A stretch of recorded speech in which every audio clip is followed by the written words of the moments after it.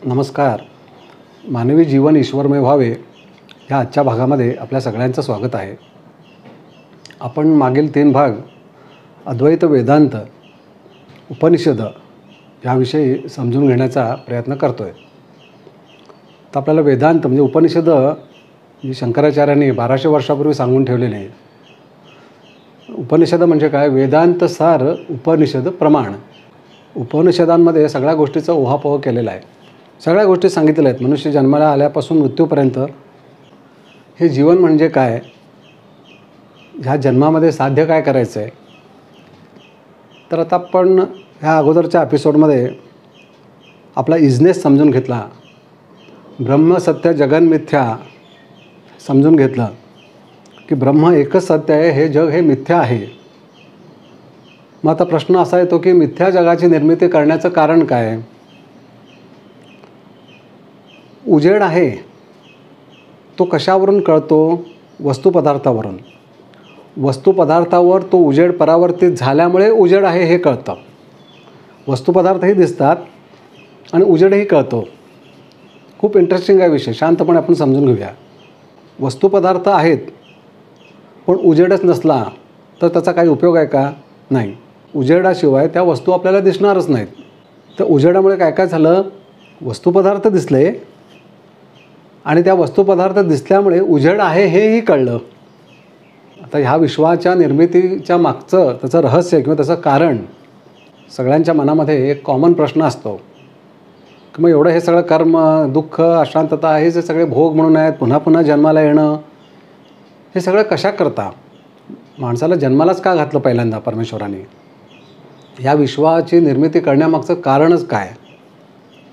जे ब्रह्म म्हणून आहे, जे सत्य आहे, त्यांनी मायेच्या माध्यमातून या विश्वाची निर्मिती केली असं वेदांत सांगतं. मग ते निर्मिती करण्यामागचं कारण त्या ब्रह्मालाच स्वतःचं अस्तित्व किती प्रकारे, म्हणजे त्यात विभिन्नता किती आहे, किती प्रकारे ते व्यक्त होऊ शकतं, त्याचे पैलू किती आहेत, त्याच्यात विविधता किती आहे हे बघायचं होतं. आपण आता बघतो निसर्गामध्ये, या जगामध्ये किती प्रकारच्या वस्तू आहेत.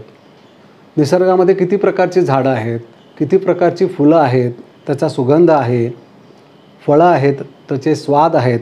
आपण हिशोबच करू शकत नाही. मग आता हे जे सगळं जग निर्माण झालं आहे, हे बघणार कोण, अनुभवणार कोण? मग आता जे जग निर्माण केलं आहे ते अनुभवण्याकरता एक कुठलं तरी माध्यम पाहिजे. निर्माण झालं जग, ते तात्पुरतं आहे, ते क्षणिकच आहे. परंतु काय काय निर्माण होऊ शकतं हे पाहण्याकरता एका माध्यमाची गरज आहे. ते माध्यम म्हणजेच मनुष्यदेह, म्हणजे आपणच. आता आपल्याला 3 एपिसोड पाहून लक्षात आलं की आपल्यामध्ये प्रधान तत्व काय आहे, वेदांत काय सांगतो, उपनिषद काय सांगतात. You are the Brahma, you are the unchanging witness consciousness who experience entire world through this body, mind and thoughts.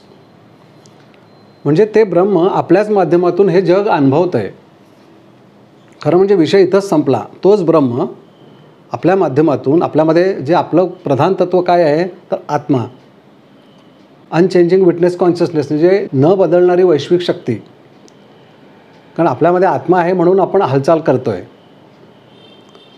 आपण जे काही कर्म करतो, जे काही दृष्टीने हे जग पाहतो, अनुभवतो, आपण वास घेतो, कानाने आवाज ऐकतो, चवी घेतो, हे सगळं कशासाठी, कोणी निर्माण केलं आणि का दिलं? त्याच ब्रह्माला आपल्या माध्यमातून त्यांनीच निर्माण केलेलं जग अनुभवायचं होतं. ह्याच्या सगळ्याच प्रश्नाची उत्तरं आली. बरेच जण विचारतात की मग सगळं निर्माणच का केलं, गरजच काय होती आपल्याला जन्माला घालायची? आता आपल्याला म्हणजे हे अज्ञान आहे. जन्माला आला आहे तोच म्हणजे आपणच. आपलं खरं अस्तित्व, मूळ हे वैश्विक चैतन्य आहे, मूळ हे ब्रह्मस्वरूप आहे. आपणच ह्या जगाची निर्मिती करतो. आपणच आपल्या ह्या देह माध्यमाने हा मायारूपी जगाचा अनुभव, हे मायारूपी जग अनुभवतो. कारण ते तात्पुरतं आहे. विविधता पाहायची आहे त्याच्यातली, फक्त अनुभवायचं आहे. म्हणून अनुभवणारा पाहिजे. जग हे अनुभव आहे आणि आपण अनुभवणारे आहोत. फक्त मनुष्य योनीमध्ये हे सगळं गूढ काय आहे हे समजू शकतं. मग ते गूढ समजण्याकरताच वेदांत आहे, उपनिषद आहेत, भगवद्गीता आहे. गीतेचं सार श्रीकृष्ण परमात्म्याने काय सांगितलं की हेच सांगितलं, तू स्वतः कोण आहेस हे आधी समजून घे. जगाकडून ज्या अपेक्षा निर्माण करतो आहेस त्या अपेक्षा पूर्ण झाल्या नाहीत म्हणून दुःखी होतो आहेस, पुन्हा पुन्हा जन्माला येतो आहेस. प्रत्यक्षात कोण जन्माला येतं आहे? तू येतच नाही आहेस. तुझेच विचार, तुझ्याच भावना, तुझंच अज्ञान नको असलेल्या अपेक्षा निर्माण करतं आणि त्या पूर्ण व्हाव्यात म्हणून प्रयत्न करतं आणि त्या झाल्या नाहीत की पुन्हा जन्माला येतं. म्हणजे जन्माला कोण येतं आहे? आपलं अज्ञान. आणि आपण स्थूल देहाला, ह्या विचारांना, ह्या बुद्धीला, ह्या मनाला आपण मी म्हणतो आहे. त्यामुळे सगळे गोंधळ आहे, त्यामुळे सगळी समस्या आहे. जीवनात जे दुःख आहे त्या दुःखाचं कारण हे अज्ञान आहे म्हटलं आहे. You are the infinite unchanging witness consciousness म्हटलं आहे. Because of ignorance you trapped in samsara असं सांगितलं आहे. ती समजून घेण्यासारखं आहे. अज्ञानामुळे संसार पाठीशी लागलेला आहे.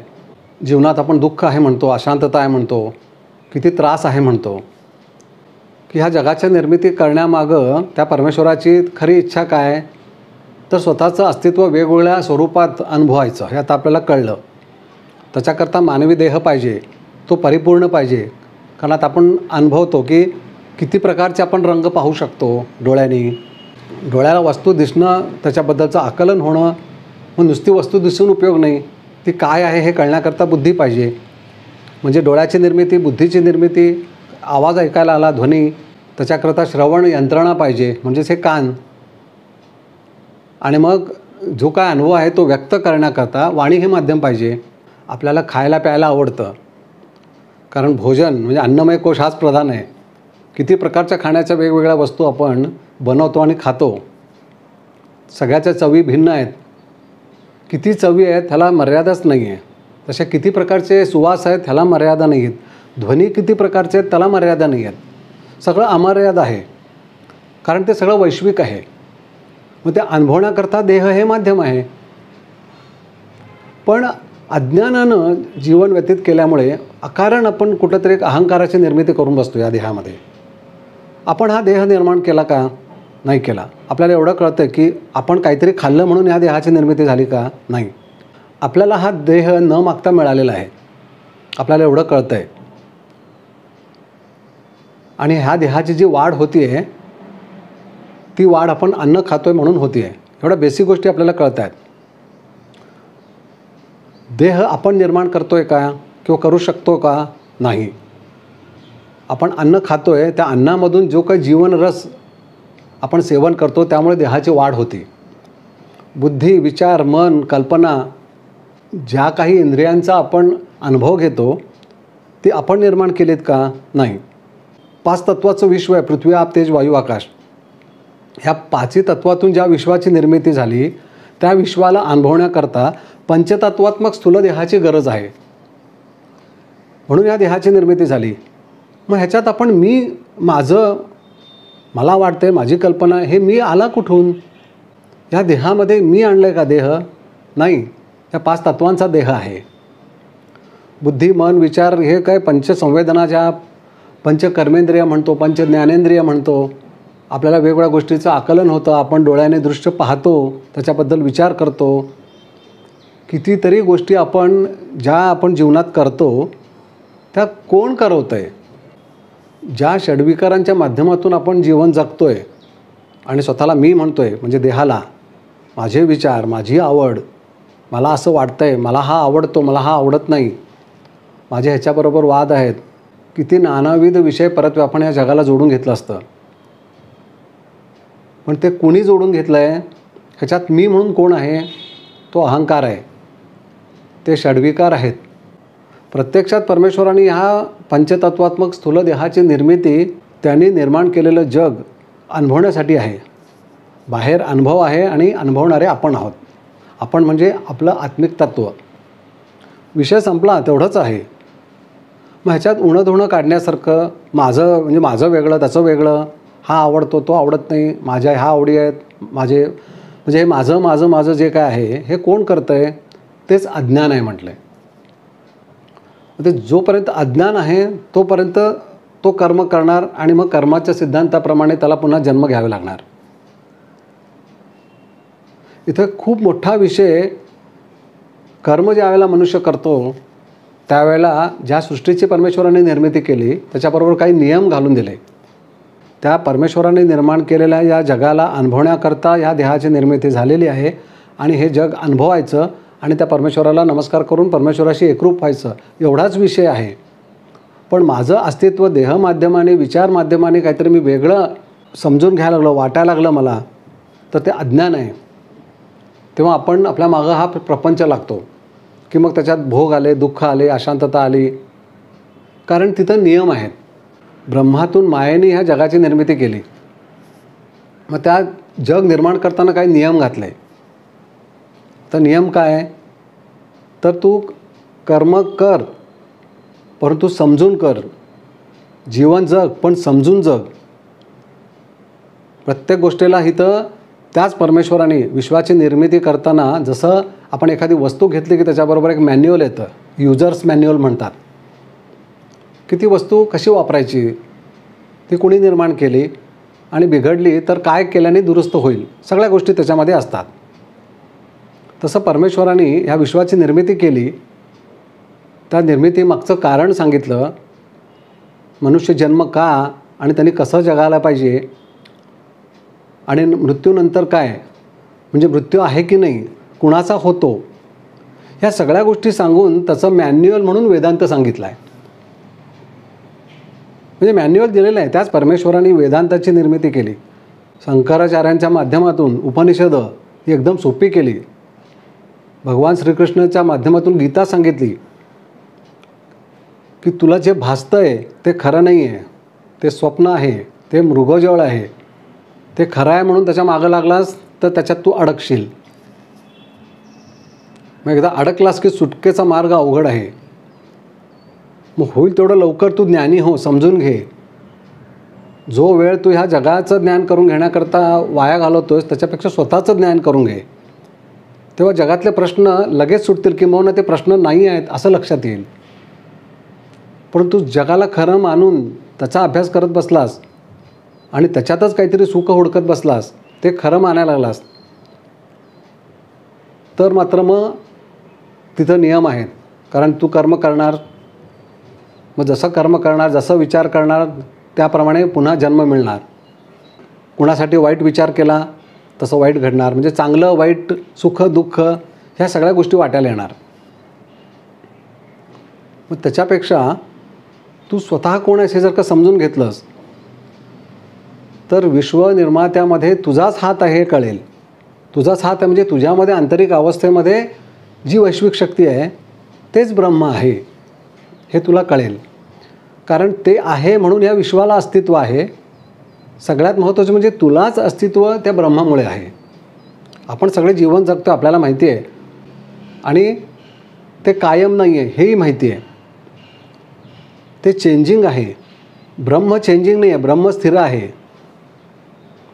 त्या ब्रह्मातून मायेच्या रूपामध्ये, म्हणजे आपण ह्याच्या अगोदरच्या एपिसोडमध्ये समजून घेतलं की सब्जेक्ट आणि ऑब्जेक्ट बदलत आहेत, सब्जेक्ट नाही बदलत. सब्जेक्ट फिक्स आहे, तो विटनेस करतो आहे,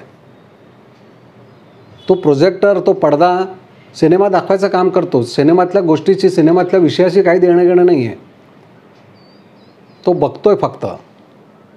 तसं आपण हे जग बघतोय. आपण म्हणजे आपलं मूळ स्वरूप जे चैतन्य आहे ते चैतन्य, ते कधीच बदलत नाही. ते जन्मालाही येत नाही आणि मृत्यूही पावत नाही. म्हणजे त्याला मृत्यू नाही आणि जन्म या सगळ्याच्या पलीकडे आहे. ऑब्जेक्ट काय आहे? हा देह, आपले विचार, आपलं मन, आपण ज्याला मी मी मी म्हणतो, आणि हे सगळं जग. आणि त्या जगात आपण सुख हुडकतोय, काहीतरी मिळवायचा प्रयत्न करतो आहे, ते सगळं ऑब्जेक्ट आहे. ते चेंज होतं आहे. सब्जेक्ट कधीच चेंज होत नाही, सब्जेक्ट फिक्स आहे. ऑब्जेक्ट्स चेंज होत आहेत. म्हणून आपण जन्माला आल्यापासून आपलं मृत्यूच्या दिशेने आपली वाटचाल चालू असते. हळूहळू पेशी सगळ्या पहिल्या जातात, नवीन येतात, आणि हळूहळू आपल्यात बदल, आणि एक दिवशी आपण मरून जातो. मरून जातो म्हणजे काय नक्की? मग आपण एवढं आपल्याला माहिती असतं की आत्मा अमर आहे, देहाला मृत्यू आहे. मग आज जर का आत्मा आहे, आत्मा अमर आहे म्हणतो, मग स्वतःला आत्मा आहे हा विचार का नाही करत, किंवा तो विषय का नाही समजून घेत? देहालाच मी म्हणतो. देहाच्या आवडीनिवडी पूर्ण करण्यातच आयुष्य संपून जातं. पण जो अमर आहे, जो आपल्यामध्येच आहे, आपल्यामध्ये चैतन्य स्वरूपामध्ये तोच आहे, त्याच्याबद्दल कधीच आपण जीवनात विचार करत नाही. ही केवढी मोठी शोकांतिका आहे. आणि त्याच्याकडे सगळा आनंद आहे. सच्चिदानंद आपण जे म्हणतो तो त्याच्याकडेच आहे. कायम स्वरूपी शांतता, आनंद, समाधान हे फक्त त्याच्याकडेच आहे, म्हणजे आपल्याकडेच आहे. पण देह हा बाह्यांगी कार्य करतोय, कर्म करतोय आणि त्याच्या अपेक्षा बाह्यांगी या बाहेरील जगाकडून आहेत. बाहेरील जग हे खरं नाही आहे, म्हणून आपणही खरं नाही आहे. म्हणजे आपला देह तोही हळूहळू एक दिवशी म्हातारून मरून जाणार आहे. जग हे सारखं बदलते, कायम काही नाही आहे. कायम फक्त अनुभवणारे आहोत आपणच. आपलं खरं अस्तित्व, ज्याला आपण आत्मन म्हणतो, तो फक्त सत्य आहे आणि तोच खरा आहे. तो कधीच बदलत नाही. तो हे सगळं अनुभवत असतो. म्हणून उपनिषदं सांगतात, तू तुझं खरं अस्तित्व समजून घे. तुला ज्या क्षणी ते कळेल त्या क्षणी तू या सगळ्यातून मुक्त होशील. मुक्त होशील ह्याचा अर्थ काय? ज्ञान ह्या माध्यमातून. दुःख कुणाला होतं आहे? आपण म्हणतो मला होतं आहे, किती त्रास आहेत हे. काल अमुक अमुक व्यक्तीहून माझ्याशी भांडून गेली, त्यांनी माझा अपमान केला, मला काहीतरी जुन्या गोष्टी आठवत आहेत, त्याचा खूप त्रास होतो आहे, किती सहन करायचं मी. हे जे सगळी दुःख आहे, अशांतता आहे, हे आपण कुणाच्या माध्यमातून अनुभवतो आहे? हाताला दुःख आहे का? पायाला दुःख आहे का? पोटाला आहे का? फक्त आपला विचार, बुद्धी, मनाला आहे. म्हणजे सगळं इथं आहे आतमध्ये. तेच अज्ञान आहे म्हटलं आहे. आपण त्याला कशी सवय लावली आहे?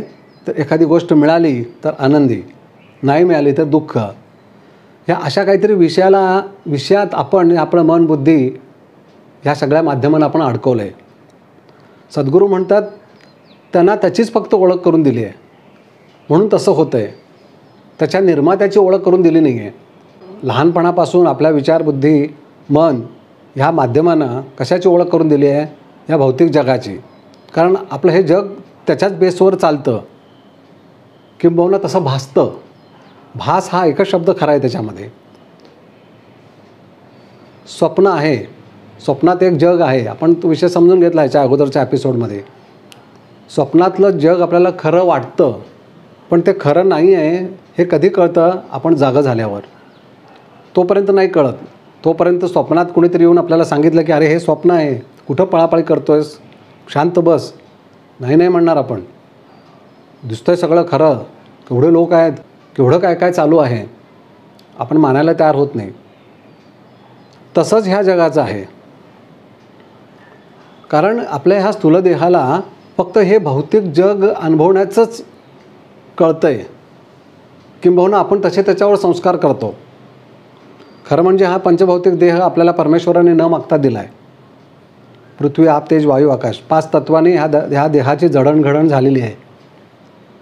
त्याच्यामुळेच आपल्याला अस्तित्व आहे. आपण काहीतरी मंत्र म्हणून निर्माण केलं का? नाही. आपण काहीतरी गतजन्मात जी काही कर्म केली अज्ञानानं, ती संपवण्याकरता जे विषय निर्माण केले ते विषय संपवण्याकरता या देहाची गरज आहे. म्हणून परमेश्वराने हे घे बाबा म्हणून हा देह दिला. मग ह्या देह माध्यमातून ते कर्म संपवायचंच आहे. परंतु हे सारखं सारखं काय चालू आहे ह्याचं ज्ञान करून घ्यायचं आहे. त्याच्याकरताच बुद्धी दिली आहे, मन दिलं आहे, विचार दिलं आहे. त्या बुद्धी, मन, विचारांना आपण कुणाच्या हवाली करतो आहे? ह्या भौतिक जगाच्या. ते जगन मिथ्या म्हटलेलं आहे. म्हणजे इकडं वेदांताकडून आपण समजून घेतो आहे की ब्रह्मसत्य आणि जगन मिथ्या. मग ह्या मिथ्या जगातून काय समजून घेणार आणि काय साध्य करणार? जर का खरं आपलं अस्तित्व कळलं, तो विश्वविधाता कोण आहे हे जर का कळलं, तर ह्या जगाकडच्या अपेक्षा संपून जातील. आणि त्या अपेक्षा पूर्ण नाही झाल्या तर दुःख आहे. आणि अपेक्षा पूर्ण होत नाहीत हेही कळतं आहे. कारण शेवटी ह्या जगातून आपण साध्य काय करणार? आणखीन हव्यास, आणखीन हव्यास, आणखीन अपेक्षा, आणखीन हे पाहिजे, ते पाहिजे, ते पाहिजे, संपत नाही शेवटच्या क्षणापर्यंत. आणि मग किती दुःख आहे, किती अशांतता आहे, नैराश्य आहे. मग काही वेळा काही गोष्टी मिळतात, मग मिळाला की केवढा आनंद, मी निर्माण केलं, माझ्यामुळे हे सगळं वैभव आहे म्हणतो आपण. अरे कोण तू? मग गेलं की मात्र काय हे देवा सगळं माझ्याकडून हिरावून घेतलंस. अरे तू स्वतःला ओळखलंच नाही आहेस, तू स्वतः कोण आहेस हे कळलेलंच नाही आहे. कुठल्या तरी एखाद्या कर्माने काहीतरी चांगलं मिळालं, कुठलं तरी एखादं कर्म की जेणेकरून त्यांनी काही चांगल्या गोष्टी जीवनामध्ये ऐहिक सुख ज्याला म्हणतात त्या अनुभवाला मिळतात, म्हटलं की लगेच अहंकार चढतो. मी निर्माण केलं सगळं, माझ्या हुशारीमुळे, माझ्या विद्वत्तेमुळे मी एवढा किती अहंकार चढतो. मी एवढं शिकलो आहे, मला एवढा पगार आहे म्हणून मी एवढं सगळं वैभव निर्माण केलं. अरे पण त्याच्या मागं कोण आहे, कुणामुळे आपल्याला अस्तित्व आहे त्याचा कधी विचार करणार की नाही. हा देह दिला कोणी, त्या परमेश्वराने. त्याचे कधीतरी आभार मानले का? नाही, त्याची आठवणसुद्धा काढली नाही. किती डिग्र्या मिळाल्या, किती वैभव मिळालं, किती काही मिळालं तरी शेवटी काय आहे, मनुष्य एक दिवशी हळूहळू म्हातारा होत त्याला निरोप द्यावा लागणार आहे ह्या स्थूल देहाला. म्हणजे तो इथून त्याचं अस्तित्व संपुष्टात येणार आहे. तो गेला म्हणतो आपण, तो व्यक्ती गेला म्हणून दुःख व्यक्त करतो. तो गेला म्हणजे कोण गेला? त्याच्यामधलं चैतन्य ते गेलं. म्हणजे ते होतं आधी म्हणूनच अस्तित्व होतं. तो जीवनात ज्या काही गोष्टी करत होता, ज्या काही मिळवत होता, त्या सगळ्या कुणामुळे, तर जे बाहेर पडलं मृत्यूनंतर त्याच्यामुळे, म्हणजे आपल्या वैश्विक चैतन्यामुळे, म्हणजे आपल्या आत्म्यामुळे, की तो आहे म्हणून अस्तित्व आहे. पण त्याची जाणीव जिवंत असताना झाली का किंवा समजून घेतलं का? नाही. जीवनात दुःख आलं की त्या परमेश्वराने दूर करावं. अरे पण तो परमेश्वर म्हणजे कोण कधीतरी समजून घेतलं का? नाही. तुमच्या कृपाशीर्वादाने माझ्या अपेक्षा पूर्ण व्हाव्यात, अपेक्षा निर्माण करतोय कोण? ह्या स्थूल देहात जे काय अज्ञान म्हणून आहे ते निर्माण करतं आहे. षड्विकाराच्या माध्यमातून, अहंकाराच्या माध्यमातून, अविचाराच्या माध्यमातून, काल्पनिक जगामध्ये कुठेतरी काहीतरी सुख मिळेल ह्या कल्पनेतून. सगळ्यांना सुखशांती समाधान पाहिजे, परंतु ते चुकीच्या ठिकाणी तुम्ही हुडकताय असं वेदांत सांगतं. नजरेनं आपण बघतो, अरे त्याच्याकडे केवढं वैभव आहे, आपल्याला मिळालं तर मग तो मिळवायचा प्रयत्न करतो, खूप कष्ट घेतो, खूप काय काय करतो, ते मिळवतो. आणि मिळाल्यानंतर लक्षात येतं की ते क्षणिकच होतं. मग कशाला एवढा आटापिटा केला? मग आणखीन कुठेतरी मिळेल वाटतं आणि कुठल्या तरी वेगळ्या विषयामध्ये तो जातो. तिथं काहीतरी ते मला साध्य झालं तर मी सुखी होईल, ते करायचा प्रयत्न करतो, पुन्हा धावपळ करतो. मग हे सगळं करत असताना नानाविध विषयात नानाविध लोकांशी तो जोडला जातो. कारण शेवटी जीवन आहे, जीवनाच्या प्रवासामध्ये असंख्य लोक आपल्या वाट्याला येत असतात. तेही अशाच ह्या प्रवासामध्ये असतात. त्या सगळ्यांची देवाणघेवाण असती. म्हणजे एकटा एकटा द्यायला आला असतो, एकटा घ्यायला आला असतो. मग हे जे सगळं संसार चक्र हे चालू आहे, हे नक्की काय आहे आणि का वाट्याला येतं आहे आणि खरं काय पाहिजे? मग आपण वेदांत उपनिषदातून काय समजून घ्यायचं की खरं आपल्याला काय पाहिजे, कशाकरता हा जीव धडपडतोय? सुखशांती समाधान. मग ते सुखशांती समाधान नक्की कुणाकडे आहे? तर ते आपल्याचकडे आहे. मग ह्याचं ज्ञान फक्त आपण वेदांत उपनिषदांमधूनच समजून घेऊ शकतो. शेवटी सद्गुरू जो काही आपल्याला ज्ञान म्हणून जे देतात ते हेच असतं की तू स्वतः कोण आहेस हे समजून घे. तुझा जो जीवात्मा आहे, 84 लक्ष योनी परत्वे स्थित्यंतर करत करत मनुष्य योनीला तुला परमेश्वराने आणून सोडलं आहे. तुझ्यामध्ये तो जीवात्मा म्हणून आहे. त्यालाच रिफ्लेक्टेड कॉन्शियसनेस म्हटलं आहे. विषय खूप मोठा आहे, आपण हळूहळू समजून घेऊया. तो रिफ्लेक्टेड कॉन्शियसनेस आतमध्ये प्रतिबिंब स्वरूपामध्ये आहे, परंतु तो आहे म्हणून आपल्याला अस्तित्व आहे. ह्या पंचसंवेदनाच्या माध्यमातून आपण जग अनुभवतो आहे. काय हवं नको ते बघतो आहे. परमेश्वर म्हणतो तुला हे सगळं दिलेलं आहे, ह्याच्यातून काय अनुभवायचं हे तू विचार कर, तू समजून घे, कारण तुला बुद्धी दिलेली आहे. तुझीच कर्म, तुझाच नको असलेला हव्यास, अज्ञान, अहंकार ते सगळे अनुभवायचे असतील तर अनुभव बाबा. त्याच्या माध्यमानं तू जे काही कर्म करशील ते कर्म केल्यानंतर तिथं नियम आहे. कर्माच्या सिद्धांताप्रमाणे जसं करशील तसं वाटायला येणार आहे. मग हे सगळं अनुभवायचं आहे की तू स्वतः कोण आहेस हे अनुभवायचं आहे. मी कोण आहे असाही नाही प्रश्न विचारला. हू एम आय नाही, व्हॉट एम आय म्हटलं आहे त्याने. हू एम आय नाही, व्हॉट एम आय. हे तू कोण आहेस नाही. तू कोण आहेस म्हटलं की आपण आपल्या आवडीनिवडी सांगू, आपलं नाव सांगू. मी काय आहे, मी म्हणजे काय आहे नक्की. वैश्विक चैतन्य आहे, फुल स्टॉप. कोण आहे म्हटलं की मग मला हे आवडतं, माझा स्वभाव असा आहे, माझं नाव असं आहे. मग माझं आपण आपला कुलवृत्तांत सांगायला लागतो. मी ह्या वंशाचा आहे, माझं असं आडनाव आहे. मग त्या विषयामध्ये प्रचंड गोष्टी आहेत. मग कर्माचा सिद्धांत आपण समजून घ्यायला लागतो, एवढा मोठा ग्रंथ आहे. मग कर्म कसे कराल, त्याप्रमाणे कसं जीवन वाटायला येईल, मग कसा ऋणानुबंध निर्माण होतो, तो ऋणानुबंधाची फेड करता करता आयुष्य संपून जातं. मग किती जन्म, त्याला काय अंतच नाही आहे, लिमिटच नाही आहे. परंतु त्याच्यातून बाहेर पडण्याचा मार्ग आहे का, आहे. ते सर्व प्रियानंदजींच्या माध्यमातून आम्ही विषय समजून घेतो. सुरुवातीच्याच एपिसोडमध्ये मी सांगितलं, त्यांच्या एपिसोडसारखे ऐकत असतो. तो खूप महत्त्वाचा विषय आहे. परंतु आपलं मन एकाग्र व्हायला पाहिजे ते समजून घेण्यामध्ये, तर ते समजतं. ते म्हणतात हे ज्ञानानेच समजून घ्यायचं आहे. म्हणून म्हणे स्वामी विवेकानंद ज्यावेळेला अमेरिकेत पहिल्यांदा 100 वर्षापूर्वी भारतीय संस्कृती, भारतीय हिंदू तत्त्व जे सांगायला गेले, त्यावेळेला तिथं ते म्हणाले नर्क म्हणजे काय, स्वर्ग म्हणजे काय, पाप काय, पुण्य काय, कर्म काय, कसं कर्म करावं, ह्या कुठल्याच गोष्टी तुम्हाला मी सांगणार नाही आहे. तर अमुक गोष्टी केल्या तर तुम्ही नरकात जाल, अमुक गोष्टी केल्या तर तुम्ही स्वर्गात जाल, हे सांगायला आलो नाही आहे. तर काय सांगायला आलो आहे, तर ह्या दोघातूनही बाहेर कसं पडायचं. मला स्वर्गही नको आहे आणि नरकही नको आहे, कारण दोन्हीमध्ये अस्तित्व आहे. खूप समजून घेण्यासारखा विषय आहे हा. जसं नरकामध्ये अस्तित्व आहे, तिथं आपण जे काही आपले भोग आहेत तर नरकात भोग आहे म्हणतो, जाऊन पडशील नरकात म्हणतो आपण. लोकांना भयानक असा काहीतरी नको असलेल्या गोष्टी आपण ज्यावेळेला अनुभवतो तर किती पापं करशील, नरकात जाशील. मग शेवटी नरक म्हणून जो काही आहे तिथं कालमर्यादा आहे. किती पुण्यवान मनुष्य स्वर्गात जाशील म्हणतो. स्वर्गात म्हणजे काय, तिथंसुद्धा एक अस्तित्व आहे. देवलोक आहे, तिथंसुद्धा अस्तित्व आहे आणि त्या प्रत्येकाला लिमिट आहे.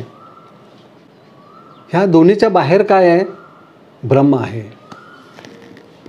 वेदांताचं सार आहे, अहम ब्रह्मास्मी, तू स्वतः ब्रह्म आहेस. हे सगळं जग अनुभव आणि तुझ्या खऱ्या अस्तित्वाशी एकरूप हो. तुझं खरं अस्तित्व ब्रह्मस्वरूप आहे. भौतिक जग अनुभवण्याकरता तुला हा देह मिळालेला आहे. मग आता आपल्याला बऱ्याच गोष्टी समजल्या. आता कर्मयोग मी काल ऐकत होतो, त्याच्याबद्दल एक एपिसोड आपण करूया. किती सुंदर सांगितलं आहे त्यांनी. कर्मयोग म्हणजे काय, आपण देवाचाच संसार आहे समजून आपला संसार करायचा. आपण जे काय आपल्याला मिळेल, जे काय आपण करतो ते देवासाठी करतो आहे आणि जे काय आपल्याला मिळेल तो देवाचा प्रसाद आहे.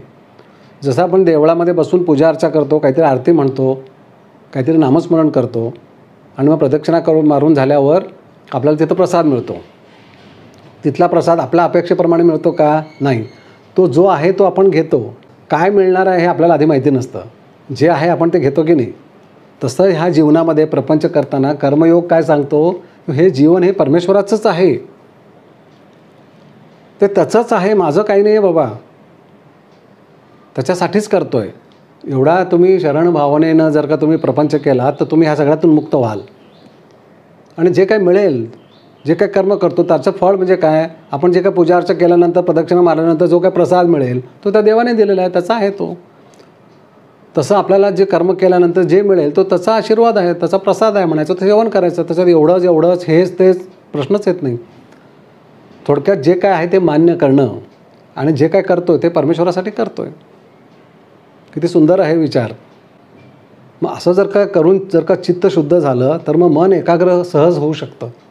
तुझ्या मनाची एकाग्रता विषय समजून घेण्याकरता जर का झाली तर संपूर्ण ब्रह्मांडाचा विषय जो वेदांतात सांगितलेला आहे, जो उपनिषदात सांगितलेला आहे, तो सहज धारण होईल. कारण त्याच्याशिवाय काही नाहीच आहे, त्याला सोडून काहीच नाही आहे जगामध्ये. जो विश्वव्यापी आहे, जो विश्वविधाता आहे, त्याचाच विषय आहे, तोच आहे सगळीकडे. तो अनंत कोटी ब्रह्मांड नायक आहे. शब्द ऐकायला सुद्धा किती छान वाटतात. आपण या सगळ्या देवदेवतांच्या, या सगळ्या सद्गुरूंचं, सगळ्या स्वामींचं नाव घेताना अनंत कोटी ब्रह्मांड नायक म्हणतो.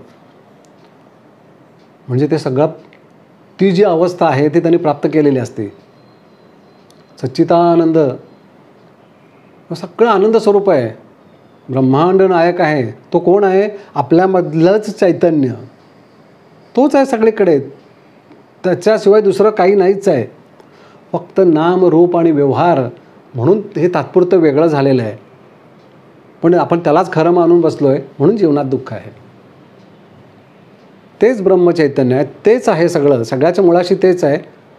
फक्त ते आपल्याला समजायला पाहिजे, आणि हे समजवण्याकरताच वेदांत आहे.